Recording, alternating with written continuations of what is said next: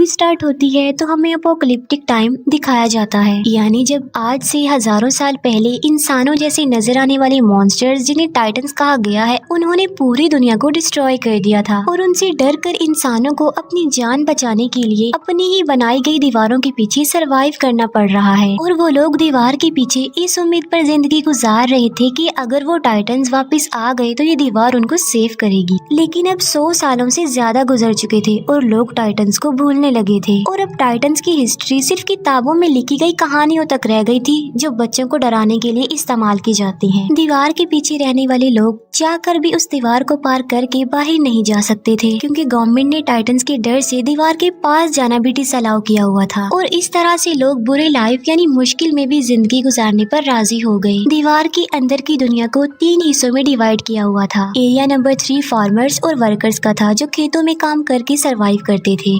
Area number 2 industrial था, जहाँ पर फैक्ट्रीज लगाई गई थी। और एरिया 1 प्राइमरी था, जहाँ पर अमीर लोग पूरे सिटी को कंट्रोल कर रहे थे और किसी को भी एक एरिया छोड़कर दूसरे एरिया में जाने की इजाजत नहीं थी। एरिया नंबर 3 में रहने वाला एक लड़का जिसका नाम एरिन था, वो काफी टैलेंटेड था और वो टाइटन से डर कर 4 दीवारी में प्रिजनर्स की तरह जिंदगी नहीं गुजार सकता था, क्योंकि उसमें हमेशा कुछ बड़ा करने की लगन होती है और उसकी डिजायर थी कि वो बाहर की दुनिया को एक्सप्लोर करे। और अपनी इस ख्वाहिश को वो अपने फ्रेंड्स के साथ भी शेयर करता है, क्योंकि वो टाइटन्स पर बिलीव नहीं करता था। वो यही सोचता था कि टाइटन एग्जिस्ट नहीं करते और उसे लगता था कि लोग टाइटन से डरते हैं, इसीलिए यहाँ पर छुपे हुए हैं। इसके साथ साथ एरिन का जो मेल फ्रेंड होता है वो भी काफी टैलेंटेड होता है और किसी भी आम इंसान को कोई एक्सपेरिमेंट्स करने की इजाजत नहीं थी, क्योंकि गवर्नमेंट का मानना ये था कि अगर इंसान अपनी सक्सेस के लिए कुछ करेगा तो वो गलत करेगा। वहीं पर एक लड़की जिसका नाम मिकासा होता है, एरिन और वो दोनों एक दूसरे को काफी लाइक करते थे और वो एरिन के साथ एक हैप्पी लाइफ गुजारना चाहती थी। एरिन का फ्रेंड उससे मिलने जाता है और तभी वो एक अननोन पर्सन से टकरा जाता है, लेकिन वो उस पर ज्यादा ध्यान नहीं देता और उसे इग्नोर करता है। एरिन खुद को उस जगह पर पाकर काफी लकी फील करता था, क्योंकि वो दूसरी साइड वाले लोगों की दुनिया को देख सकता था। वो जगह एरिन की इसलिए भी फेवरेट थी क्योंकि वहाँ पर बॉम्ब मशीन पड़ी हुई थी और डर की वजह से कोई भी वहाँ पर नहीं आता था। और एरिन इस बार इरादा कर लेता है कि वो दूसरी साइड वाली जगह पर जाएगा, चाहे कुछ भी हो जाए। और वो अपने फ्रेंड्स को भी इस बात पर एग्री कर लेता है। उस दीवार के पास आर्मी का पहरा था और वो फर्स्ट टाइम सोल्जर्स की नजरों से बचते हुए उस दीवार के काफी करीब आ जाते हैं। लेकिन इससे पहले कि वो आगे बढ़ते, वो पकड़े जाते हैं। उन सोल्जर्स का लीडर उन लोगों को बचा लेता है, क्योंकि वो लीडर एरिन को काफी लाइक करता था और उन्हें पता था कि एरिन काफी इंटेलिजेंट है और वो एरिन के इस पैशन को अंडरस्टैंड भी करते थे। अभी वो लोग ये बातें डिस्कस कर ही रहे होते हैं कि जमीन कांप उठती है और जब वो दीवार के ऊपर देखते हैं तो उन्हें यकीन नहीं आ रहा होता जो वो देख रहे होते हैं, क्योंकि पहली बार इतने खौफनाक डर से उनका सामना जो हो रहा था और वो एक मॉन्स्टर टाइटन था, जो कि टाइटन से कई ज्यादा पावरफुल और बड़ा था। और ऐसे मॉन्स्टर्स को जायंट्स कहते हैं और वो उस दीवार से भी काफी बड़ा होता है और आग का बना होता है। और उस वक्त वो आग निकाल रहा था और अपने इतने बड़े बड़े पाँव का इस्तेमाल करके वो दीवार को तोड़ने लगता है। वो लोग काफी डरे हुए और काफी हैरान होते हैं। आग के अटैक से काफी बुरा हाल हो चुका था। लीडर एक सोल्जर को ऑर्डर देता है कि वो बॉम्बिंग करना शुरू कर दे, लेकिन वो सोल्जर उसे ये कहकर रोक देता है कि गवर्नमेंट ने हमें इन एक्सप्लोजिव का यूज करने से मना किया है। और वो जायंट काफी बड़ा होल करके हवा की तरह गायब हो जाता है और वहाँ पर तूफान आने से पहले जैसी खामोशी छा जाती है और देखते ही देखते वो टाइटन्स मॉन्स्टर्स दीवार के उस होल से बाहर आने लगते हैं। दिखने में तो वो बिल्कुल इंसानों जैसे लग रहे थे, लेकिन इंसानों की निस्बत वो काफी लंबे चौड़े थे और इंसानों को देखकर उनके फेस पर इविल स्माइल होती है कि जैसे वो इंसानों को अपना खाना समझ रहे हों।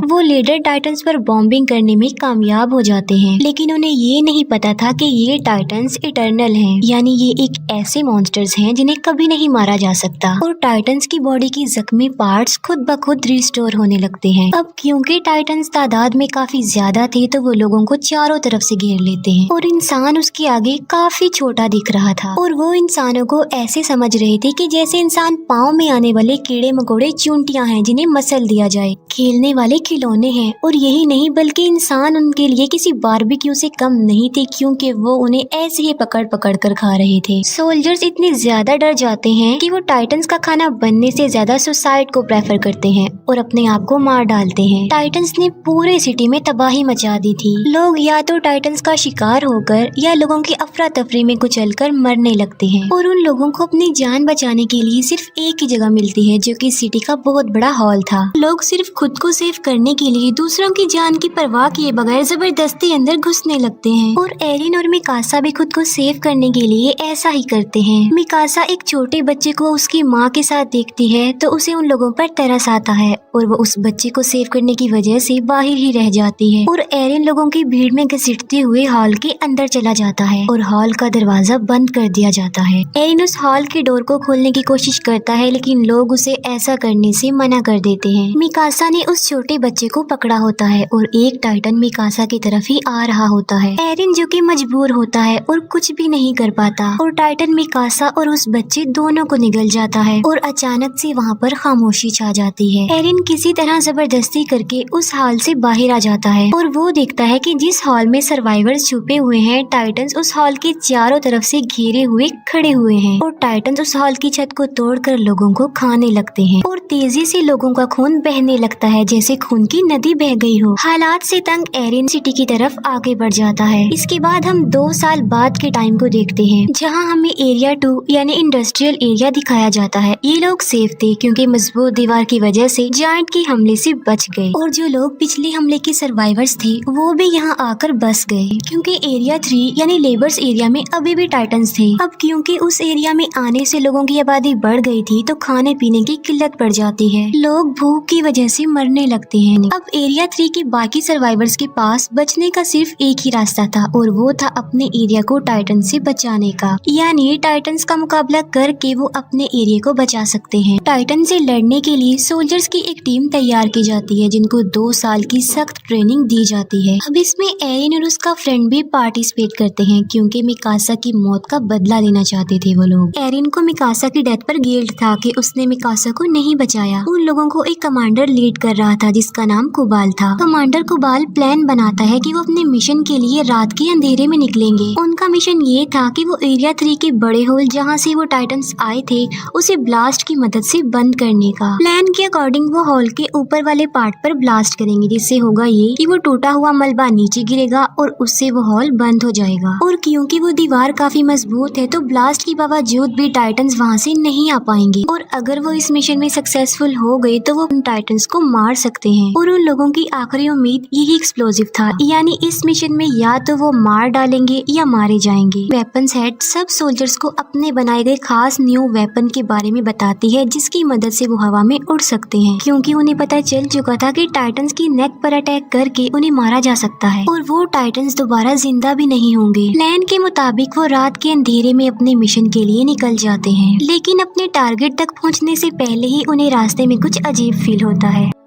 और वो लोग चेक करने के लिए जाते हैं कि आखिर क्या गड़बड़ है। वो समझते हैं कि वो सिर्फ काउस की आवाज है और जब उन्हें रियलाइज होता है कि सब ओके है तो वो चल पड़ते हैं। फिर एक लेडी को किसी छोटे बच्चे के रोने की आवाज सुनाई देती है और वो सोचती है कि बच्चा मुसीबत में है और उसे हेल्प की जरूरत है और वो उसकी हेल्प करने के लिए आगे चेक करने के लिए जाती है। एरिन भी उसके पीछे पीछे जाता है और जब उन्हें बच्चा मिल जाता है तो वो देखते हैं कि ये तो टाइटन का बच्चा है और वो जायंट बच्चा उन्हें पकड़ने की कोशिश करता है और नीचे गिर जाता है और नीचे गिरते ही वो जोरों से रोने लगता है। उसकी आवाज सुनकर सब टाइटन्स जाग जाते हैं और उधर आने लगते हैं और उन लोगों को घेर लेते हैं और अब वो लोग काफी बड़ी मुश्किल में फंस चुके थे क्योंकि उनका सेल्फिश कमांडर कुबाल उन्हें इस मुसीबत में छोड़कर वेपन्स वाली गाड़ियां लेकर वहाँ से भाग चुका था। एरिन के फ्रेंड को टाइटन्स पकड़ लेते हैं लेकिन वो दूसरा सोल्जर आकर उसे बचा लेता है और अब वो लोग पूरी तरह से टाइटन से घिर चुके थे और अचानक से वहाँ पर टैलेंटेड टाइटन्स का शिकारी शिकीशिमा वहाँ पर आता है और उसने तकरीबन 10 से 15 टाइटन्स को मार डाला था और शिकीशिमा के साथ एक और बहादुर सोल्जर थी और वो थी मिकासा। जी हाँ, वो जिंदा थी। दोनों मिलकर बहादुरी से अपने फास्ट वेपन्स का यूज करके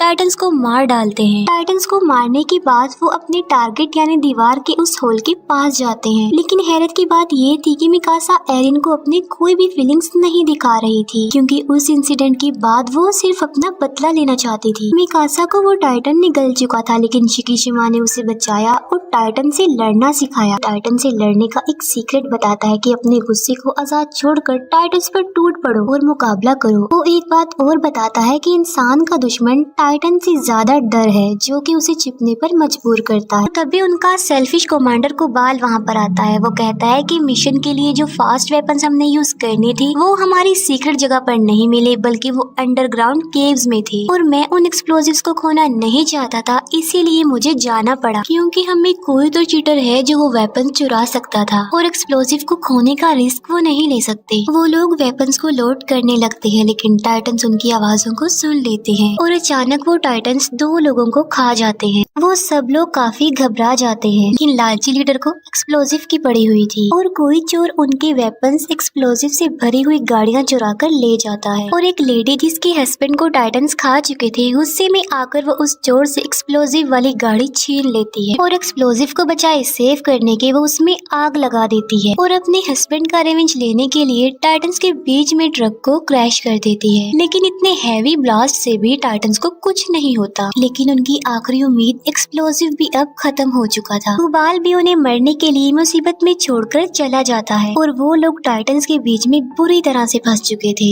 एरिन भी अब हिम्मत हार चुका था, लेकिन फिर उसे शिकीशिमा की गुस्से वाली बात याद आ जाती है और वो अपने गुस्से को आजाद छोड़कर टाइटन से मुकाबले के लिए जाता है और वो उन टाइटन्स का मुकाबला करते हुए कुछ टाइटन्स को मारने में कामयाब भी हो जाता है और फिर फाइट के दौरान टाइटन से मुकाबला करते हुए उसका एक पाँव टूट जाता है और एक टाइटन एरिन के फ्रेंड को पकड़ लेता है। सब लोग एरिन के फ्रेंड को बचाने के लिए लड़ते हैं ताकि वो टाइटन उसे निगल ना जाए। एरिन अब पूरी तरह से हिम्मत हार चुका था और वो डिसअपॉइंट हो चुका था कि वो किसी भी तरह लोगों की हेल्प नहीं कर पा रहा है, लेकिन वो फिर भी हार ना मानते हुए हिम्मत करके उठता है और बिल्कुल ठीक वक्त पर वो अपने फ्रेंड को उस टाइटन का खाना बनने से बचा लेता है। लेकिन उसे सेव करते करते वो अपना एक हाथ भी खो बैठता है और आखिरकार एक टाइटन उसे निगल लेता है और एरिन देखता है कि वो इस खतरनाक टाइटन के पेट में आ चुका है और आहिस्ता आहिस्ता डाइजेस्ट हो रहा है। ये देखकर मिकासा कंट्रोल से बाहर होकर उस टाइटन पर अटैक कर देती है, लेकिन किस्मत उनका साथ नहीं दे रही थी और मिकासा क्रैश हो जाती है क्योंकि उसका गियर खराब हो चुका था और अब मिकासा को अपनी मौत अपने सामने नजर आ रही थी क्योंकि वही टाइटन उसकी तरफ भी आ रहा था।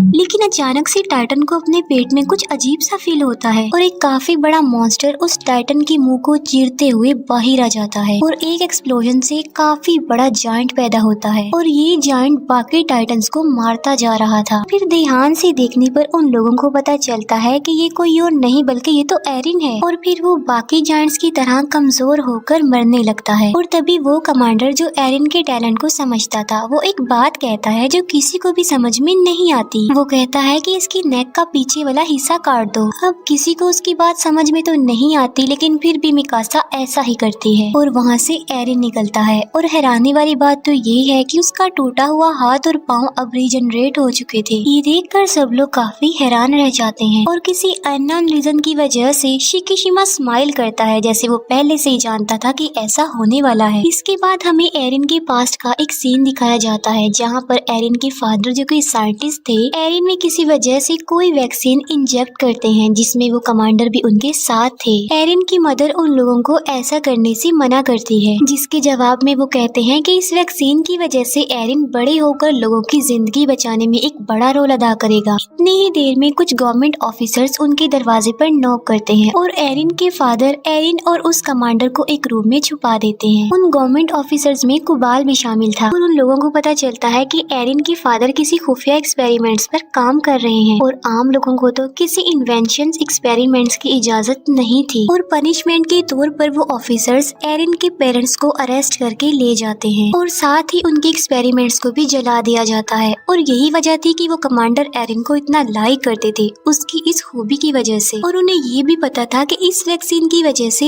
एरिन और ज्यादा पावरफुल बन गया ताकि वो लोगों की जिंदगियों को सेव कर सके। एरिन की आँख खुलती है तो वो देखता है कि कुबाल ने उसे कैद किया हुआ है और एरिन को खुद भी इस बात पर यकीन नहीं आ रहा था कि क्या वो वाकई एक जायंट में बदल गया था। लेकिन साथ साथ उसे खुद पर प्राउड भी फील हो रहा था कि आखिर उसमें एक ऐसी खूबी है जो कि टाइटंस के खिलाफ इंसानों की मदद करने में इम्पोर्टेंट रोल अदा कर सकती है। लेकिन एरिन कोबाल के लिए एक खतरा था जिसकी वजह से वो उसे प्रिजनर बना के रखता है, क्योंकि वो सोचता था कि इंसानों को नए एक्सपेरिमेंट्स और इन्वेंशन करने की कोई जरूरत नहीं है, बल्कि इंसानों को डरपोक बनकर डरते हुए ही उस दीवार के पीछे जिंदगी गुजारनी चाहिए। वो कमांडर जब एरिन की फेवर में बोलता है तब कोबाल उसे शूट करके मार डालता है, लेकिन मरने से पहले वो कमांडर एरिन को एक राज की बात बताता है कि कोबाल ही तुम्हारे पेरेंट्स का कातिल है। ये सुनते ही एरिन और उसके साथी कोबाल के अगेंस्ट हो जाते हैं और तभी अचानक से वहाँ पर पावरफुल जायंट जंप करके आ जाता है और वो आते ही सबसे पहले एरिन को पकड़ लेता है। वो लोग उसे रोकने की कोशिश करते हैं लेकिन वो सबको अपने रास्ते से हटा रहा था। वो एरिन के एक फ्रेंड को भी मारने की कोशिश करता है लेकिन मिकासा उसे ऐसा करने से रोक देती है और ऐसा लग रहा था कि शायद वो मिकासा की बातों को अंडरस्टैंड कर रहा था और वो एरिन को अपने साथ लेकर निकल जाता है और इस सारी फाइट पे कोबाल मारा जाता है। अब क्योंकि एरिन भी उनके पास नहीं था तो उन्हें समझ में नहीं आ रही थी कि क्या किया जाए। फिर एरिन के फ्रेंड को याद आता है कि उनके पास अभी भी एक एक्सप्लोजिव है जिसे वो यूज करके अभी भी अपना मिशन पूरा कर सकते हैं और वो सब लोग बॉम्ब को रिकवर करने के लिए एरिया 3 में चले जाते हैं। एरिन की आंख एक काफी बड़े और अजीब से रूम में खुलती है और उस रूम में कुछ चीजों के अलावा शिकीशिमा भी था और यहाँ पर शिकीशिमा बहुत सी बातों को रिवील करता है कि ये टाइटन्स इंसानों के ही बनाए गए हैं जिनको किसी और ने नहीं बल्कि एरिन के फादर ने ही बनाया था और उन्होंने ये टाइटन्स आर्मी वेपन्स के लिए बनाए थे, लेकिन उनका एक्सपेरिमेंट फेल हो जाता है जिसका बैड इम्पैक्ट ये पड़ा कि वायरस तेजी से इंसानों में फैलता गया और इंसान तेजी से टाइटन्स में बदलते गए और उन्होंने दुनिया में तबाही मचा दी। ये सिलसिला ऐसे ही चलता रहेगा, कभी नहीं रुकेगा। और मुसीबत की बात ये है कि ये टाइटन्स बगैर कुछ खाए पिए भी जिंदा रह सकते हैं, यानी ये कभी भी मरने वाले नहीं हैं। और इन्हें मारने का सोल्यूशन सिर्फ और सिर्फ एरिन के फादर के पास था जो उनके साथ ही मर गया। और अगर गवर्नमेंट उन्हें इन एक्सपेरिमेंट से ना रोकती तो शायद आज टाइटन्स को मारने का कोई तो हल होता। और एरिन के फादर ने अपने बेटे को ही चूज किया जिसके अंदर उस वैक्सीन को इंजेक्ट किया ताकि वो लोगों की हेल्प कर सके और टाइटन्स के अगेंस्ट लड़ सके। और एरिन कभी भी नहीं मर सकता और जब चाहे वो जायंट में बदल सकता है। शिकीशिमा ये भी बताता है कि ये वही है जो गवर्नमेंट के अगेंस्ट है और उसके साथ ही नहीं वेपन्स चुराने की कोशिश की थी। एरिन शिकीशिमा की बातों से इम्प्रेस होकर उसकी हेल्प करने के लिए रेडी हो जाता है। एरिन के पार्टनर्स किसी तरह टाइटन से बचकर बॉम्ब के पास जाते हैं और बॉम्ब को ट्रक पर लोड करने के बाद वो दीवार की तरफ बढ़ते हैं, लेकिन रास्ते में ही शिकीशिमा उन्हें रोक लेता है। उसका प्लान ये था कि वो इस बॉम्ब की मदद से एरिया 2 पर अटैक करके उसे डिस्ट्रॉय कर देगा और दीवार गिर जाने की वजह से लोगों को ना चाहते हुए भी टाइटन से लड़ना पड़ेगा। और जब वो टाइटन्स को मारने में कामयाब हो जाएंगे तो वो लोग बाद में गवर्नमेंट को ही खत्म कर देंगे, क्योंकि गवर्नमेंट की वजह से ही उन्हें इन हालात का सामना करना पड़ रहा है। लेकिन एरिन और उसके फ्रेंड्स उसकी इस बात पर इसीलिए एग्री नहीं कर रहे थे क्योंकि इसमें बेकसूर लोग मारे जा सकते थे और इसीलिए एरिन और शिकीशिमा में फाइट हो जाती है। शिकीशिमा जल्दी से खुद को मार कर जायंट में तब्दील कर लेता है और यहाँ पर हमें ये पता चलता है कि शिकीशिमा में भी वो खूबी थी कि वो टाइटन बन सकता था और ये वही जायंट था जो एरिन को किडनैप करके ले गया था। और टाइटन बनने के लिए उन्हें अपनी ही जान लेनी पड़ती है और जब वो एक बार टाइटन बन जाते हैं तो उनकी असली बॉडी नेक के पीछे टाइटन वाले रूप को कंट्रोल करती है। लेकिन इन जायंट्स की लाइफ टाइटन्स की निस्बत काफी कम होती है क्योंकि ये वैक्सीन से बने होते हैं, क्योंकि बाकी टाइटन्स वायरस फैलने से बने थे इसीलिए वो नहीं मरते। एरिन और शिकीशिमा के बीच जोरदार फाइट होती है। शिकीशिमा एरिन पर भारी पड़ जाता है लेकिन बाद में एरिन अपनी फाइटिंग स्किल से शिकीशिमा को हरा देता है और एरिन प्लान के मुताबिक बॉम्ब को दीवार के ऊपर वाले पार्ट में ब्लास्ट करने में कामयाब हो जाता है। और तब वो सब हैरान रह जाते हैं ये जानकर कि कोबाल मरा ही नहीं था और वो कहता है कि एरिन को मेरे हवाले कर दो, क्योंकि वो नहीं चाहता था कि कोई भी इंसानों की हेल्प करे, बल्कि इंसानों को डर कर दीवारों के पीछे ही छुपे रहना चाहिए। और गुस्से में आकर एक फीमेल सोल्जर कुबाल को मार डालती है। और यहाँ ये बात भी रिवील हो जाती है कि मूवी के स्टार्ट में हमने जो टाइटन यानी जो किंग जायंट देखा था वो कोई और नहीं बल्कि वो कुबाल था। कुबाल जायंट में बदल कर उनके मिशन को रोकने की काफी कोशिश करता है। तब शिकिशिमा उनकी हेल्प करने पर एग्री हो जाता है और अपनी जान की परवाह किए बगैर बॉम्ब को किंग टाइटन यानी कुबाल की मुंह में घुसा देता है। और वहाँ पर एक्सप्लोजन की वजह से किंग टाइटन की मौत हो जाती है और एक्सप्लोजन की वजह से बनने वाले मलबे से वो बड़ा सा होल भी बंद हो जाता है। वो सब लोग काफी खुश हो जाते हैं क्योंकि वो अपने मिशन को अचीव कर चुके थे। और एरिन और मिकासा का समंदर और उड़ते हुए बर्ड को देखकर ड्रीम पूरा हो जाता है और उनके ड्रीम के साथ ही मूवी यहीं पर एंड हो जाती है।